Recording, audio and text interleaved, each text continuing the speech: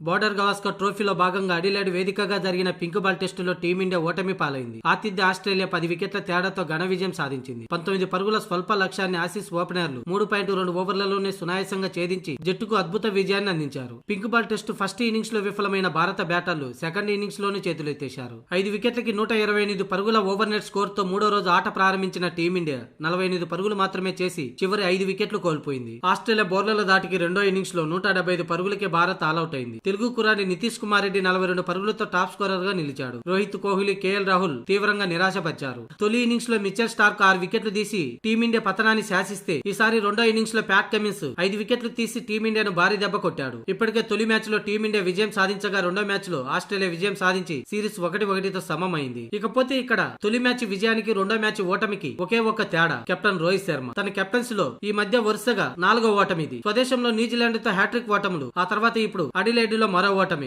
తన కెప్టెన్సీలో ఇలా ఓటములు పరంపర కొనసాగించడమే కాకుండా అటు బ్యాట్స్మెన్ గాను విఫలమవుతున్నాడు. ఇక ఈ అడిలైడ్ మ్యాచ్ ఓటమి అనంతరం రోహిత్ శర్మ స్పందించాడు. ఈ ఓటమి మాకు నిరాశ కలిగించింది. ఈ మ్యాచ్ గెలవడానికి మేము మా ప్రణాళికలు సరిగ్గా అమలు కాలేదు. అయితే ఆస్ట్రేలియా మాకంటే మెరుగ్గా ఆడింది. ఈ మ్యాచ్ లో మాకు వచ్చిన అవకాశాలని సరిగ్గా అందిపుచ్చుకోలేకపోయాం. అందుకే విఫలమయ్యామని, ఓపెనింగ్ విషయంలో పెత్తులో మాదిరిగానే ఇక్కడ వాళ్ళని కంటిన్యూ చేయాల్సి వచ్చింది. అయినా కూడా మా ప్రణాళికలు అమలు కాలేదు. అయితే ప్రతి మ్యాచ్ లో సవాల్ ఉంటుంది. ముఖ్యంగా పింక్ బాల్ తో మాకు పెద్ద సవాల్ గా మారింది. పింక్ బాల్ ఆల్రెడీ మాకంటే ఆస్ట్రేలియా మెరుగ్గా ఉన్న సంగతి తెలుసు. అందుకే ఈ మ్యాచ్ లో ఆ జట్టు మెరుగైన స్థితిలో నిలిచిందని రోహిత్ శర్మ పేర్కొన్నాడు. అలాగే ట్రావిస్ హెడ్ కీలక సెంచరీ కూడా మా ఓటమిలో భాగమైందని రోహిత్ అన్నాడు. అవును, రోహిత్ శర్మకు రంకు మొగుల్లా తయారయ్యాడు. ఇంతకు ముందు WTC ఫైనల్లో, అలాగే వన్డే వరల్డ్ కప్ లోను, ఇప్పుడు పింక్ బాల్ టెస్టులోను సెంచరీలు చేసి టీమిండియా నుంచి విజయాన్ని లాగేసుకున్నాడు. ముఖ్యంగా ఈ 3 సందర్భాల్లోనూ టీమిండియా కెప్టెన్ గా రోహిత్ శర్మే ఉన్నాడు. అందుకే రోహిత్ శర్మ కెప్టెన్సీలు అంటే హెడ్ చెలరేగిపోతున్నాడు. ఇక 3వ టెస్టు గబ్బా వేదికగా జరగనుంది. ఇందుకు సమయం తక్కువగా ఉంది. అక్కడ వెళ్లి పెత్తులో సరిగ్గా ఏం అమలు చేశామో, అక్కడ విజయానికి